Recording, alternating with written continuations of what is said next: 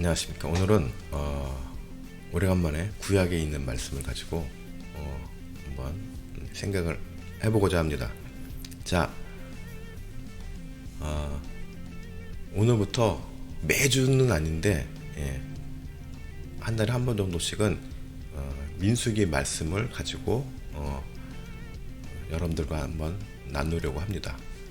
일명 이제 나시린 시리즈라는 큰 타이틀로 할 건데, 오늘은 그 첫 번째로 거룩의 의미에 대해서 또 다시 한번 생각을 하고자 합니다. 민수기 6장 1절에서 8절까지 있는 말씀입니다. 보통 많은 크리스천들이 말씀대로 살아가기를 굉장히 힘씁니다. 노력합니다. 그렇죠? 말씀대로 살려고 노력하시죠? 네. 그런데 짬짬이 순간순간 이 정도는 괜찮겠지? 라는 생각으로 신앙 양심상 도전이 될 만한 선택을 하는 경우도 있습니다. 그것이 뭐 의도적으로 그럴 수도 있고, 또 육신적으로 약해서 그런 행동을 하는 경우도 있습니다. 언행을 하는 경우도 있습니다. 그런데 과연 우리는 하나님의 거룩한 백성이요 자녀로서 우리들의 삶을 우리가 어떻게 생각하고 판단하며 행동해야 할지를 이번 이 나시린 시리즈를 통해서 한번 알아보고자 합니다. 자, 오늘 본문의 1절과 2절 말씀을 먼저 보면은, 여호와께서 모세에게 말씀하여 이르시되 이스라엘 자손에게 전하여 그들에게 이르라. 남자나 여자가 특별한 서원 곧 나시린의 서원을 하고 자기 몸을 구별하여 여호와께 드리려고 하면, 라고 이제 착 서문을 냈습니다. 자, 여기서 이제 나시린이라는 단어가 나오죠. 본토 말로는 네, 나지르라고 하는데, 나지르, 뭐 구별된, 받쳐진, 뭐 이런 의미가 있습니다. 이 나시린의 서원이라는 제도는 여러 면에서 한 두 가지 정도 특징을 갖고 있습니다. 첫 번째로는 하나님께 헌신을 하고자 하는 사람은 그 사람이 남성이건 여성이건 차별을 두지 않았다는 얘기입니다. 우리가 잘 알듯이 남녀의 평등이 보편화되기까지 역사가 그렇게 길지가 않습니다. 여성이 이 사회에 목소리를 내기 시작한 역사가 짧죠. 미국의 역사만 봐도 그렇습니다. 미국에서 백인 여성이 투표권을 갖게 된 게 20세기입니다. 그죠? 1960년대인가 아마 기억을 하는데, 오히려 흑인 남성보다 투표권을 더 나중에 받았습니다. 그만큼 여성에 대한 차별의 역사는 굉장히 깊습니다. 그죠? 그런데 그럼에도 나시린으로서 서원을 하는 사람이 여성이건 남성이건 아주 파격적이라고 할 만큼 동등하게 대해 주었다는 말입니다. 두 번째 특징은 서원의 기간을 정할 수 있었습니다. 하나님께 헌신하기로 한 사람은 자신이 감당할 기간만큼의 헌신 기간을 정할 수 있었습니다. 그리고 보통 이렇게 시한을 두고 헌신을 하는 사람이 많았던 것 같습니다. 그런데 그 중에서도 자신의 평생토록 헌신할 것을 서원한 사람들도 있었습니다. 삼손이 그랬고요. 또 사무엘이 그랬고, 또 예레미야에 나오는 레갑 자손들이 그랬습니다. 그런데 좀 약간씩 차이가 있습니다. 삼손은 하나님께서 먼저 불러서 택한 사람이었습니다. 너는 나시린으로 살아라, 이렇게. 삼손은 택함을 받은 사람이었고, 사무엘은 어떻게 됐습니까? 어머니의 서원으로서 나시린이 된 케이스입니다. 그리고 독특하게 레갑 자손들은 예레미야 35장에 나오는데, 그 레갑 자손 부족 전체가 나시린의 삶을 살았습니다. 굉장히 거룩하게 삶을 살았습니다. 아주 모범적인 삶을 살았습니다. 네. 그래서 이 나시린의 서원에 대해서 이런 두 가지 정도의 특징이 있습니다. 자, 3절, 4절 말씀을 보면은 포도주와 독주를 멀리하고 포도주로 된 초나 독주로 된 초를 마시지 말며 포도즙도 마시지 말며 포도나 건포도도 먹지 말지니. 4절, 자기 몸을 구별하는 모든 날 동안에는 포도주 소사는 씨나 껍질이라도 먹지 말지며. 자, 우리는 모두 그리스도인으로서 예수님의 삶을 따르겠다고 헌신을 한 사람입니다. 인정하십니까? 네, 아까도 말씀드렸지만 인정하십니까? 그렇다면 우리는 모두 이런 나시린의 삶을 우리들의 모델 케이스로 따라야 하지 않을까 생각을 하는 것입니다. 역사 기록이나 성경학자들에 의하면 이 포도와 관련된 식품들은 당시 이스라엘 민족들이 아주 즐겨 먹는 간식이었다고 합니다. 그런데 딱히 이스라엘뿐만 아니라 당시 고대 근동 지역의 모든 민족들이 굉장히 이것을 즐겨 먹었는데, 포도를 말려서 건포도처럼 만들어서 먹었다거나 또 파티 같은, 아주 향락적인 파티 같은 데서도 즐겨 등장했다고 합니다. 즉 뭡니까? 이 포도가 이거를 빚어서 술로 해서 먹었건, 말려서 건포도로 먹었건, 그냥 포도로 먹었건, 거룩함에 조금이라도 영향을 줄 수 있다라는 의미가 있는 것은 아예 초장부터 싹을 잘랐다는 것입니다. 포도는 그냥 포도 과일이잖아요. 그런데 얘가 푹 익으면 술이 된다. 그러니까 아예 포도도 먹지 말아라. 네, 이런 의미가 있다는 겁니다. 이건 뭘 말합니까? 우리는 모두 예수 그리스도의 피로 구속을 받은 존재들입니다. 그래서 우리는 그리스도로 더불어 거룩하게 구별된 사람입니다.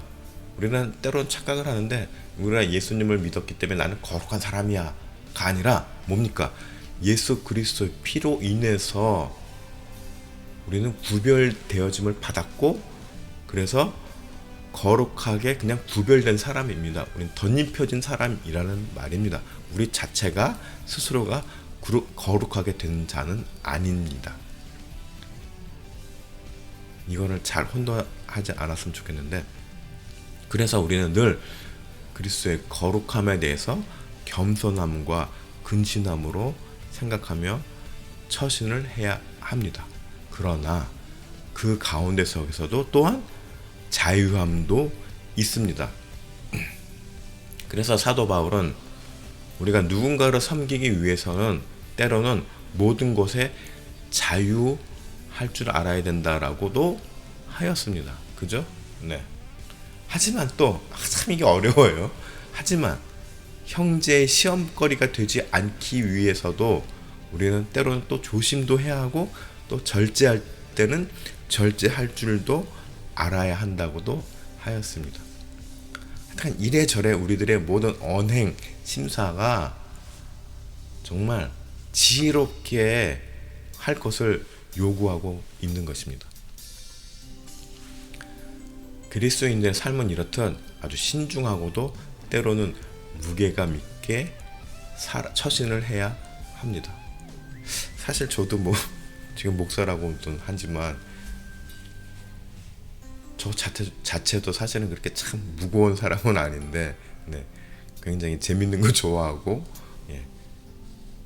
그런 사람인데, 성경은 때로는 그러나 자유하나, 그러나 때로는 신중하고 또 무게감이 있는 삶을 살아야 한다. 이건 뭐야? 중심을 잡고 기준점에서 흔들리지 않는 삶을 말하고 있습니다. 이 기준점에 대해서는 또 뒤에 말씀을 드리겠습니다. 그래서 베드로전서 2장 16절에 보면은 뭐라고 말씀하십니까? 너희는 자유가 있으나 그 자유로 악을 가리는 데 쓰지 말고 오직 하나님의 종과 같이 하라 라고 분명히 자유에 대한 그 기준을, 의미를 명확하게 말씀하고 계십니다. 내가 그리스도 안에서 자유합니다. 그것은 방종을 의미하는 것이 아니란 말입니다. 네, 그것으로 나의 악함을 가리는 데 쓰지 말라는 이야기입니다. 그렇죠? 갈라디아서 5장 13절을 보면은 형제들아 너희가 자유를 위하여 부르심을 입었으나 그러나 그 자유로 육체의 기회를 삼지 말고 오직 사랑으로 서로 종노릇 하라. 이거 뭡니까? 자유함으로 육체의 기회를 삼지 말라고 하는 것은 무슨 의미입니까? 자기 마음대로 막 자기의 생각대로 자기 의지대로 막 살지 말라는 얘기죠. 네, 절제하면서 하나님 말씀 안에서 서로 종노릇 하라. 네. 종노릇 하라는 뭡니까? 예. 뭐 굽신거리거나 뭐 비굴하게 살라는 말이 아니라 뭐요? 섬기면서 겸손하게 섬기면서 살아라라는 것이죠. 네. 다들 잘 알고 계시겠지만 다시 한번 명확하게 짚고 넘어갑니다. 5절 말씀을 보면은 그 서원을 구별하는 모든 날 동안은 삭도를 절대로 그의 머리에 대지 말 것이라 자기 몸을 구별하여 여호와께 드리는 날이 차기까지 기한이 될 때까지 그는 거룩한즉 그의 머리털을 길게 자라게 할 것이며 예, 머리를 자르지 말란 얘기죠. 삭도는 뭐죠? 칼이죠, 칼. 예. 당시 이스라엘의 일반 백성들은 머리나 수염 등을 특히 남자들이 아주 단정하게 멋있게 좀 이렇게 꾸미고 다녔다고 합니다.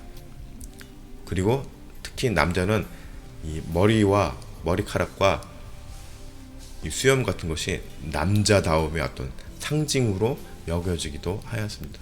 그래서 사무엘하 14장에 보면은 압살롬 왕자 같은 경우에는 아주 머리를 정수리가 아니라 머리를 막 허리춤까지 길게 길렀는데 굉장히 숱이 많고 풍성해서 그거를 참 멋있게 막 머리를 치장을 하고 다녔죠. 그런데 그리고 1년에 한 번씩 어떻게 해요? 머리를 깎아서 그 무게를 쟀는데 굉장히 무겁게 나왔다는 것입니다. 예. 그게 뭐야? 그만큼 자신의 어떤 위풍당당함을 과시를 했다는 거죠. 머리털로 인해서. 네. 그러나 핵심은 뭡니까? 자신의 외모를 치장하는 것에만 국한이 되는 것이 아니라 그 모든 것을 포함해서 자신의 모든 처신에 대해서 뭐예요? 하나님의 뜻과 의지에 전적으로 맡긴다. 전적인 헌신, 다짐, 그 모든 것들이 이 안에 녹아들어 있다라는 말입니다. 6절 말씀 7절을 보면은 자기의 몸을 구별하여 여호와께 드리는 모든 날 동안은 시체를 가까이 하지 말 것이요 7절 그의 부모 형제 자매가 죽은 때에도 그로 말미암아 몸을 더럽히지 말 것이니 이는 자기의 몸을 구별하여 하나님께 드리는 표가 그의 머리에 있음이라. 시신 뭐예요? 즉 죽음을 상징하죠. 그리고 그 죽음은 죄의 결과로 인한 것입니다. 뭐 사고사로 죽던 뭐 병사를 하던 또 수명이 다해서 자연사 하던 그 모든 죽음은 뭐예요? 결국 인간은 죽을 수밖에 없는 존재인 것은 뭡니까? 우리가 죄인인 결과입니다. 그래서 시신을 보았을 때 그 시신의 부정함에 영향을 받아서는 안 됩니다. 나시리는. 네, 그래서 시신을 만져서도 안 되고 철저하게 구별이 되어 있어야 합니다. 그리스도인은 세상의 어떤 그 부정한 것에 영향을 받거나 끌려다녀서는 안 된다는 의미입니다.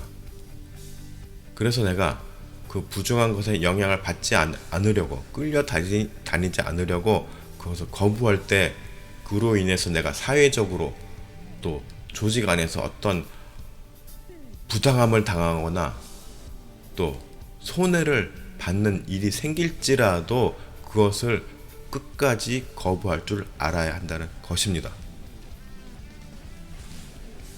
그러면 세상에서의 부정한 일이란 무엇입니까? 바로 하나님께서 제일 싫어하는 일입니다. 그것이 바로 뭐냐?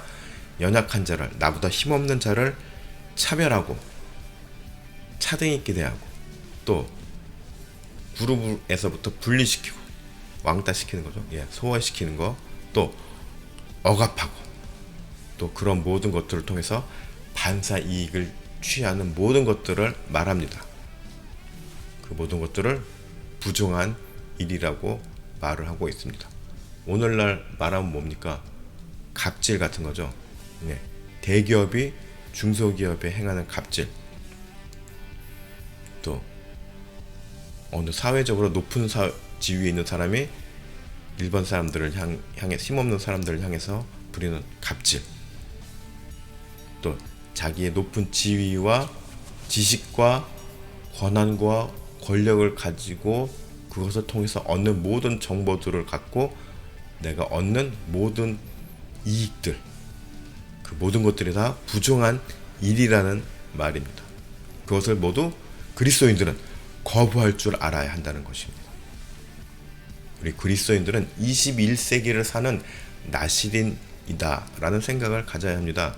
그렇기 때문에 이 부정함에 단순히 소극적으로 거부하는 것에서 더 뛰어넘어서 그 부정함에 맞서서 하나님의 의의를, 하나님의 말씀을 선포해야 합니다. 어떻게 해요? 이사야서 5장 20절에서 24절 말씀처럼 우리는 선포를 해야 합니다. 다 같이 보겠습니다. 갑자기 흥분하니까 말을 더듬네요.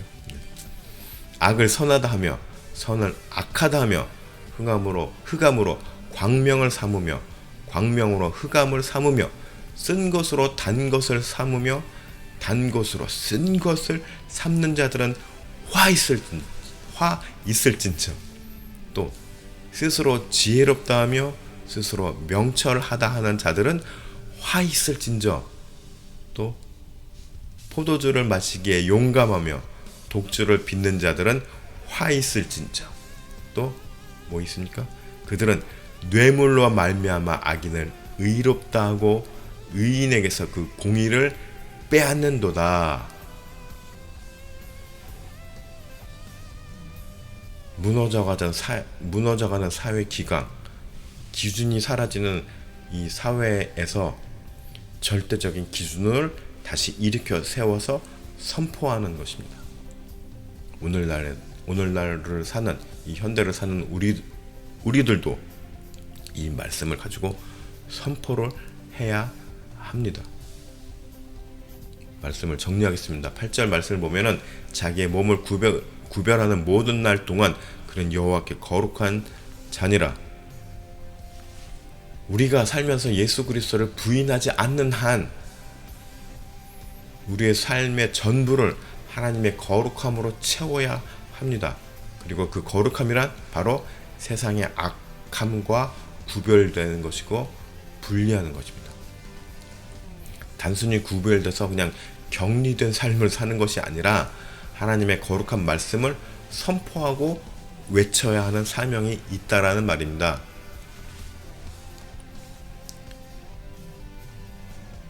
적절한 예는 아니지만은 요나 선지자가 니느웨로 강제로 끌려와가지고 니느웨 백성들한테 회개하라고 선포했습니다. 사실 그때 당시에 요나는 니느웨 백성들이 회개하기를 원치 않았습니다. 그 인간들이, 그 족속들이 회개를 해서 하나님의 용서받기를 원하지 않았어요. 그냥 벌받기를 원했어요. 그런데 하나님께서 명령하시니까 그냥 할 수 없이 선포했어요. 아주 건성건성. 듣던지 말던지 회개하라. 너희는 죄를 졌으니까 회개하라. 하나님 앞에 회개하라. 막 했어요. 그냥 건성으로. 그런데 그럼에도 불구하고 귀가 열린 자들은, 니느웨 백성들은 회개했습니다. 막 온 도성이 막 제 옷을 입고 상복을 입고 재를 뿌리면서 회개를 했어요. 그렇게 성의 없이 막 선포를 했는데 뭐예요? 그것은 절대적으로 하나님께서 우리에게 명령하신 것이고 우리는 미션을 수행하는 것입니다. 결과는 누가 책임지십니까? 네, 하나님께서 책임지신다는 말입니다. 우리는 그냥 선포만 하면 됩니다. 나의 말씀 선포로 인해서 이 사람들이 회개했어. 내가 말씀을 전해서 이 사람들이 예수님을 믿었어. 그래서 내가 전도한 거야. 이 사람은 나로 인해서 믿은 거야. 하나님의 백성이 된 거야. 이게 아닙니다.